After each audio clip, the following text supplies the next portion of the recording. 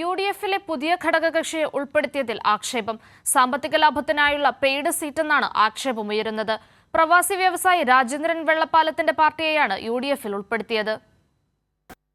കേരള പ്രവാസി അസോസിയേഷൻ അവർ UDF-ന്റെ ഭാഗമാക്കാനും UDF-ൽ സഹകരിച്ച് പ്രവർത്തിക്കാനും ഒരു തീരുമാനം കൂടി ഇന്നത്തെ യോഗത്തിലെടുത്തു.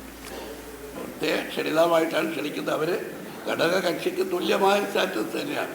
UDF-നോട് സഹകരിച്ച് പ്രവർത്തിക്കാൻ അവർ ആഗ്രഹിക്കുന്നു. ആ ആഗ്രഹം അംഗീകരിച്ചുകൊണ്ട് അവരെ UDF-ന്റെ ഈ ഏകോപന സമിതിയിൽ പ്രത്യേക ക്ഷണിതമായി ക്ഷണിക്കുന്നതാണ്.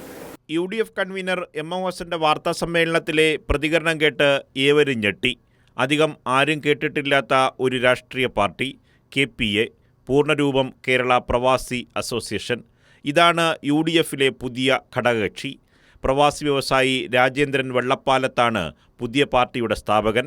2021 KPA രാഷ്ട്രീയ പാർട്ടിയായി രജിസ്റ്റർ ചെയ്തത്. 3 വർഷമായിട്ടും കാര്യമായ പ്രവർത്തനം ഒന്നും തന്നെയില്ല. കഴിഞ്ഞ UDF യോഗത്തിൽ രാജേന്ദ്രനും അദ്ദേഹത്തിൻ്റെ PR കമ്പനി അംഗങ്ങളും പങ്കെടുത്തിരുന്നു. തദ്ദേശ തെരഞ്ഞെടുപ്പിലേക്കുള്ള തന്ത്രങ്ങൾ മെനയാനാണ് ടീം എത്തിയത് എന്നായിരുന്നു UDF നേതാക്കൾ വിശദീകരിച്ചത്. പക്ഷേ കോടികളുടെ ആസ്തിയുള്ള വ്യവസായിയാണ് രാജേന്ദ്രൻ വെള്ളപ്പാലത്ത്.